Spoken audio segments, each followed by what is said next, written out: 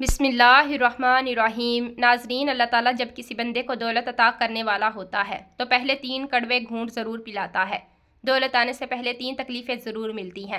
زندگی میں اگر کبھی یہ ان تینوں یا ان 3 میں سے کوئی ایک تکلیف محسوس ہو تو سمجھ جانا کہ بس اب دولت آنے ہی والی ہے۔ دولت آنے سے پہلے 3 تکلیفیں ضرور ملتی ہیں۔ پہلی تکلیف یہ ہے۔ محترم ناظرین، کیا تم نے کبھی غور کیا ہے کہ کچھ لوگ راتوں رات کیسے تبدیل ہو جاتے ہیں؟ جو کل سڑکوں پر جدوجہد کر رہے تھے، آج ان کے پاس گاڑیاں، بنگلے اور عزت کیوں ہے؟ کیا تم نے کبھی محسوس کیا ہے کہ دولت آنے سے پہلے زندگی اچانک بوجھ کیوں بن جاتی ہے؟ کیا یہ بدقسمتی ہے یا کسی آنے والی خوشحالی کی پیش گوئی ہے؟ لوگ سمجھتے ہیں کہ جب زندگی تنگ ہو جائے تو شاید اللہ ناراض ہو گیا ہے، لیکن حقیقت اس کے برعکس ہوتی ہے۔ جب تمہاری روح درد سے گزر رہی ہوتی ہے، جب تمہاری محنت بے اثر لگتی ہے، جب تم ہر دروازے سے خالی ہاتھ لوٹتے ہو، تو یاد رکھو، یہی وہ لمحہ ہوتا ہے جب آسمان پر تمہارے لیے کچھ بڑا لکھا جا رہا ہوتا ہے۔ یہی وہ مقام ہے جہاں اللہ آزمائش کے پردے میں انعام چھپا دیتا ہے۔ دولت، عزت اور خوشحالی کبھی اچانک نہیں آتی۔ اللہ ہر اس بندے کو جو دولت دینے والا ہوتا ہے پہلے 3 کڑوے گھونٹ ضرور پلاتا ہے۔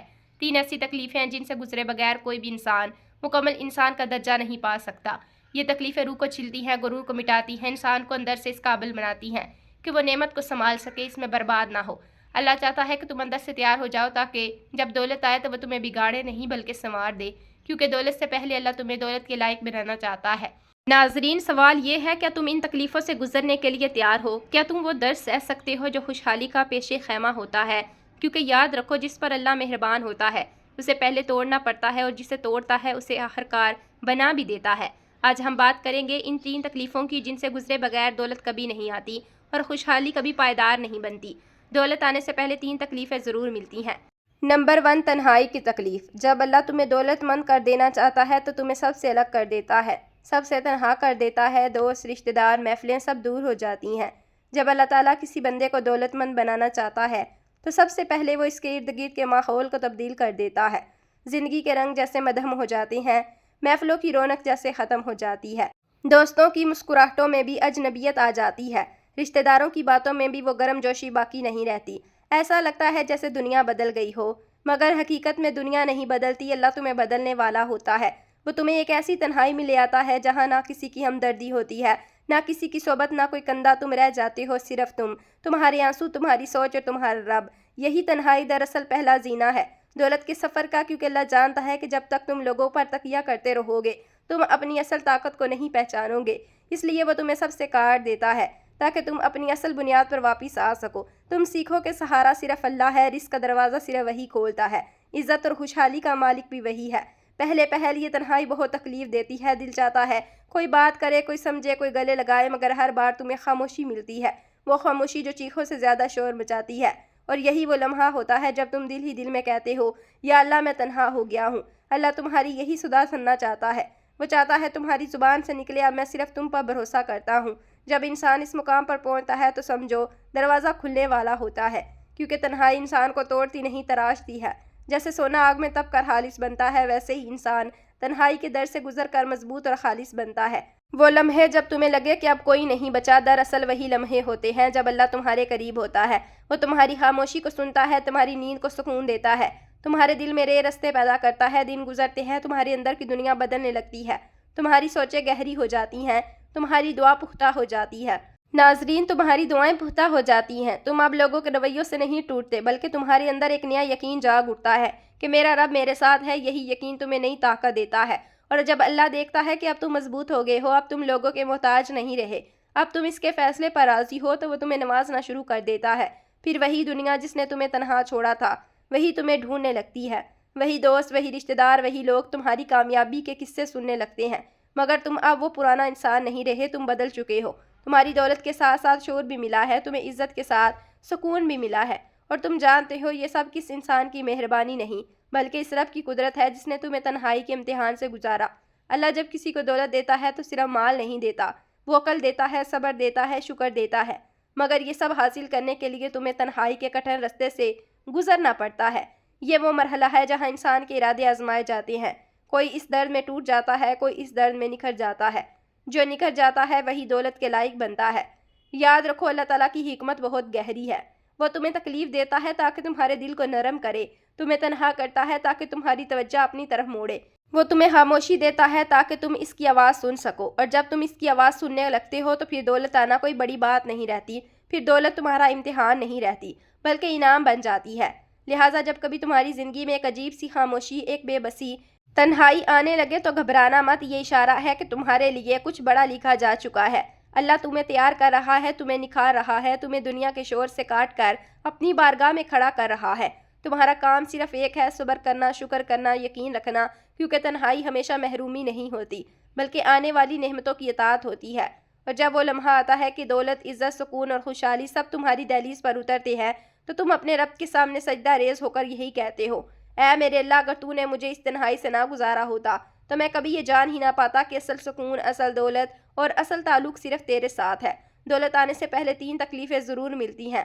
نمبر 2، صبر کی آزمائش۔ مولانا رومی فرماتے ہیں، صبر وہ دروازہ ہے جہاں سے اللہ کی رحمت داخل ہوتی ہے۔ یہ وہ دروازہ ہے جس پر کھڑے ہو کر انسان کو اپنی ساری توانائی، امیدیں، خوف اور خواہشیں آزمائش کی بھٹی میں ڈالنی پڑتی ہیں۔ مولانا رومی فرماتے ہیں، صبر وہ دروازہ ہے جہاں سے اللہ کی رحمت داخل ہوتی ہے، مگر یہ دروازہ آسانی سے نہیں کھلتا۔ اس کے آگے کئی طوفان کھڑے ہوتے ہیں، کئی اندھیرے چھائے ہوتے ہیں، کئی آنسو بہانے پڑتے ہیں۔ جب اللہ تمہیں نوازنے والا ہوتا ہے تو وہ تمہارے صبر کا امتحان لیتا ہے، کبھی تاخیر کے ذریعے، کبھی محرومی کے ذریعے، کبھی تمہارے قریب کسی چیز کو تم سے چھین کر۔ تم دعا کرتے ہو، محنت کرتے ہو، سب کچھ کر گزرتے ہو، مگر دروازے بند رہتے ہیں۔ یہی وہ وقت ہوتا ہے جب تمہارے اندر 2 آوازیں جنم لیتی ہیں۔ ایک کہتی ہے چھوڑ دو، کچھ نہیں ہونے والا، دوسری کہتی ہے رکو، اللہ دیکھ رہا ہے۔ اور جو انسان دوسری آواز کو مان لیتا ہے وہی اصل کامیاب ہوتا ہے۔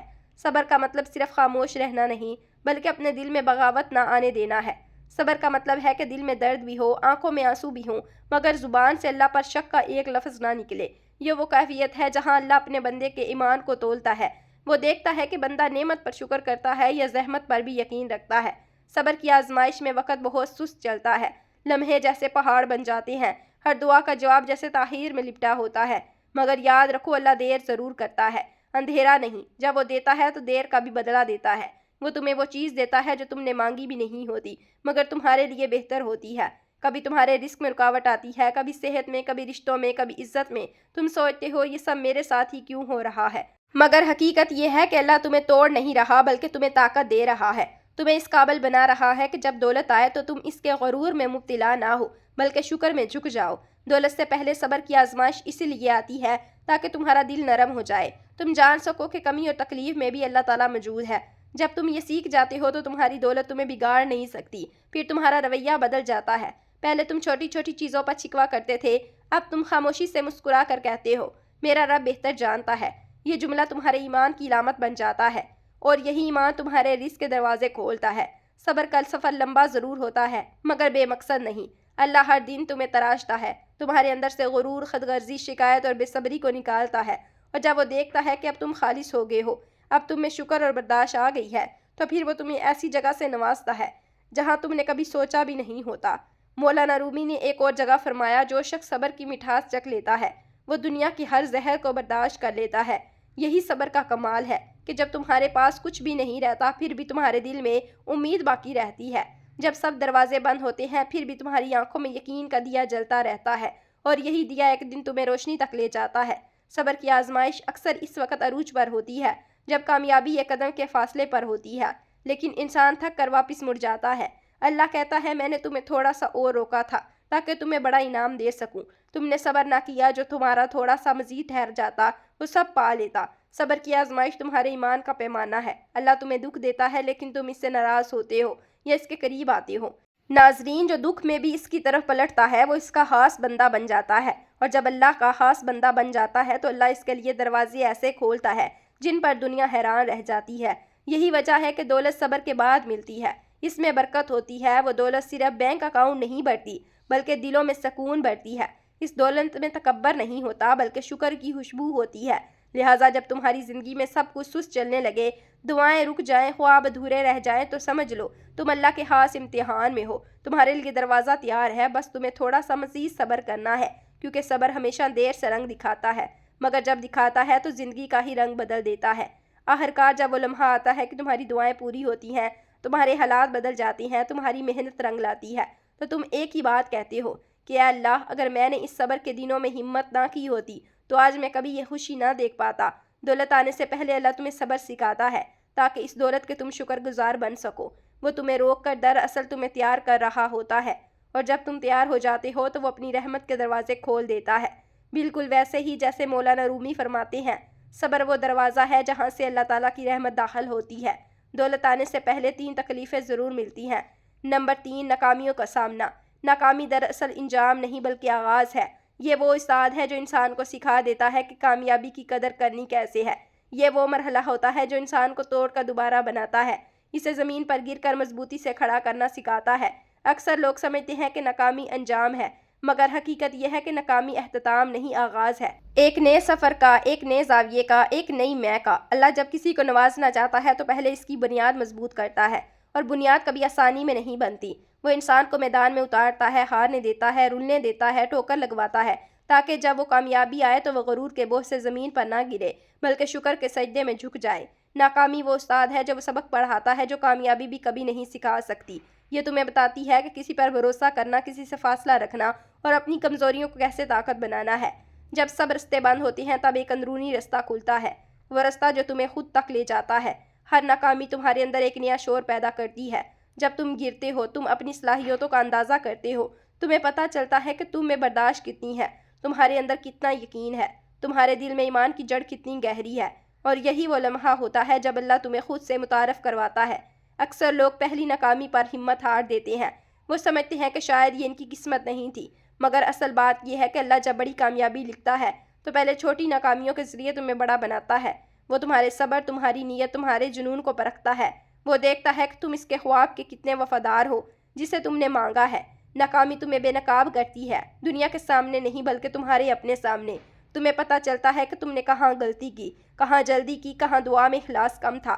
یہ تمہیں وہ شعور دیتی ہے جو کامیابی کے وقت تمہیں سنبھال کر رکھتا ہے، اور جب تم دوبارہ اٹھتے ہو تو تم پہلے جیسے نہیں رہتے، تم بدل چکے ہوتے ہو، تمہیں وہ گہرائی آ چکی ہوتی ہے جو صرف ہار کے بعد ہی ملتی ہے۔ اللہ کے نظام میں ناکامی اتفاق نہیں، تربیت ہے۔ یہ تمہیں سکھاتی ہے کہ کامیابی کے لیے صرف محنت نہیں بلکہ برداشت، یقین اور مسلسل امید بھی چاہیے۔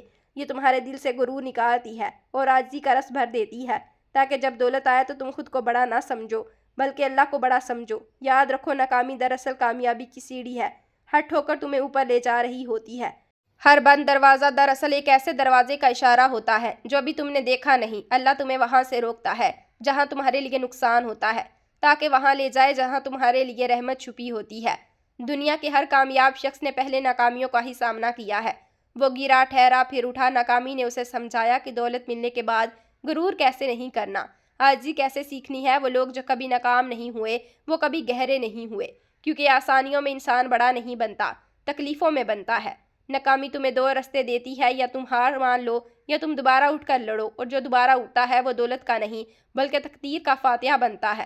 اللہ ایسے لوگوں کے لیے کہتا ہے، میں ان بندوں سے محبت کرتا ہوں جو گر کر بھی میری طرف پلٹتے ہیں۔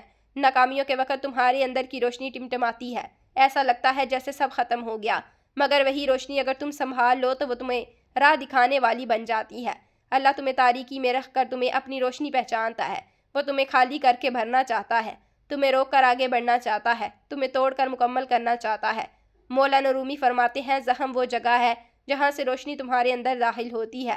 ناکامی دراصل وہ زخم ہے جس سے تمہارے اندر کی روشنی نکلتی ہے۔ یہ تمہیں سکھاتی ہے کہ کامیابی صرف جیتنے میں نہیں بلکہ ہار کر بھی نہ رکنے میں ہے۔ اور پھر ایک دن آتا ہے جب تم وہی کام دوبارہ کرتے ہو جس میں تم کبھی ناکام ہوئے تھے، لیکن اس بار تمہارا اندازہ، تمہارا یقین، تمہارا ایمان بدل چکا ہوتا ہے۔ اب تمہاری سوچ میں گہرائی، عمل میں اخلاص اور دل میں یقین ہوتا ہے، اور تب اللہ کہتا ہے، اب یہ میرا بندہ تیار ہے، اب میں اسے وہ دوں گا جو اس نے کبھی سوچا تھا۔ اس لیے کہا جاتا ہے کہ ناکامی تمہیں روکتی نہیں بلکہ تمہیں روح دکھاتی ہے کہ اس سمت جہاں تمہیں جانا ہو۔ یہ تمہاری زندگی کا وہ سبق ہے جو تمہیں آنے والی دولت کی حفاظت سکھاتا ہے، کیونکہ جو انسان ناکامی دیکھ چکا ہو وہ کبھی غرور میں نہیں جیتا، وہ ہمیشہ شکر میں جیتا ہے۔ آخرکار جب دولت آتی ہے، عزت بڑھتی ہے، مقام بنتا ہے، تو تم پیچھے مڑ کر دیکھتے ہو اور کہتے ہو، اگر وہ ناکامیاں نہ ہوتی تو میں یہ کامیابی سمجھ ہی نہ پاتا۔ تمہارے ہر آنسو، ہر شکست، ہر رات کی نیند تمہاری تکلیف کے سفر کی اینٹ تھی، اور اللہ نے ہر ٹھوکر تمہارے لیے سیڑھی بنا دی۔ اس لیے یاد رکھو، ناکامی انجام نہیں، آغاز ہے۔ یہ وہ استاد ہے جو تمہیں سکھاتا ہے کہ جب کامیابی آئے تو تم اس کی قدر کرو۔ یہ وہ مرحلہ ہے جو تمہیں دولت کے لائق بناتا ہے، اور جب تم یہ سبق سیکھ لیتے ہو کہ دولت صرف تمہارے ہاتھوں میں نہیں تمہارے دل میں بھی اترتی ہے۔ اے اللہ ہمیں ناکامیوں میں صبر، شکستوں میں ہمت اور آزمائشوں میں تیرا قرب عطا فرما۔ جب ہم گرتے ہیں تو ہمیں اٹھنے کی ہمت دے، جب روتے ہیں تو دل کو یقین دے یہ آنسوؤں کی کامیابی بنیاد ہے۔ اے ہمارے رب ہمیں وہ بصیرت دے کہ ہم اپنی ہر ٹھوکر کو تیری عطا سمجھے، ہر نقصان میں ہی تیرا کرم دیکھیں۔ ہمارے دلوں کو غرور سے پاک کر دے اور جب کامیابی عطا کرے تو ہمیں شکر گزار بندوں میں شامل فرما دے۔ اے رب دولت ہمارے ہاتھوں میں رکھ، دلوں میں نہیں۔ ہمیں تیرے کرب سے نوازنا کہ دنیا کے مغروروں میں نہیں۔ آمین۔ اضافہ یہ تینوں مرحلے دراصل اللہ تعالیٰ کی طرف سے ایک مکمل تربیتی پروگرام ہے جو انسان کو نہ صرف مادی دولت بلکہ روحانی دولت سے بھی مالا مال کر دیتے ہیں، اور جو ان سے گزرتا ہے وہ نہ صرف دنیا میں کامیاب ہوتا ہے بلکہ آخرت میں بھی سروکار ہوتا ہے۔ ناظرین، اللہ تعالیٰ کے 99 ناموں میں سے کوئی ایک نام ضرور لکھیں۔ اگر یہ ویڈیو آپ کو پسند آئی ہے تو اسے لائک کریں، شیئر کریں، چینل کو سبسکرائب کریں۔ ملتے ہیں اگلی ویڈیو میں۔ اللہ حافظ۔